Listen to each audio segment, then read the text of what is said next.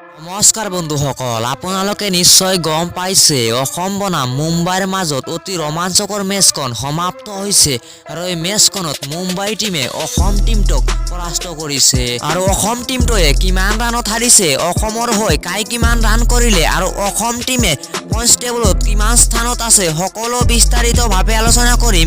তাৰ আগতে আপোনালোকৰ ওচৰত এটাই অনুৰোধ, ভিডিঅ'খন লাষ্টত গেলি চাই থাকিব আৰু চেনেলটো যদি নতুনকৈ আহিছে চেনেলটো সাবস্ক্ৰাইব কৰি বেল আইকনটো বজাবলৈ নাপাহৰিব। তেন্তে বলক ভিডিঅ'খন আৰম্ভ কৰোঁ। আমাৰ অসম টিমে টছত জিকি ফিল্ডিঙৰ সিদ্ধান্ত নেয় আৰু মুম্বাই টিমটোক বেটিং কৰিবলৈ আমন্ত্ৰণ জনায়। মুম্বাইৰ হৈ পিতৃ 379 ৰানৰ এটা ধামাকা ইনিংছ খেলিবলৈ সক্ষম হয়। লগতে মুম্বাই টিমটোৰ অধিনায়ক আছিফকে ৰাহানেও 191 ৰানৰ এটা সুন্দৰ ইনিংছ খেলিবলৈ সক্ষম হয়। এই দুয়োজনৰ কাৰণে 4 উইকেট হেৰুৱাই 688 ৰান সংগ্ৰহ কৰে মুম্বাই টিমে। আৰু ফাৰ্ষ্ট ইনিংছত আমাৰ অসম টিমৰ বলিঙৰ কথা ক'বলৈ গ'লে মুক্তাৰ হুছেইনে এটা উইকেট লাভ কৰে আৰু ৰিয়ান পৰাগে দুটাকৈ উইকেট লাভ কৰিবলৈ সক্ষম হয়।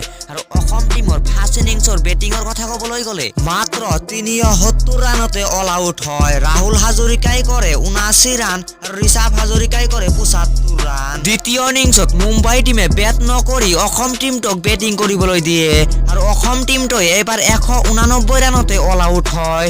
দ্বিতীয় ইনিংছত অসমৰ হৈ সৰ্বাধিক ৰান 82 ৰান সংগ্ৰহ কৰে গকুল শৰ্মাই। মাত্ৰ 6 ৰানত আউট হয় ৰিয়ান পৰাগ।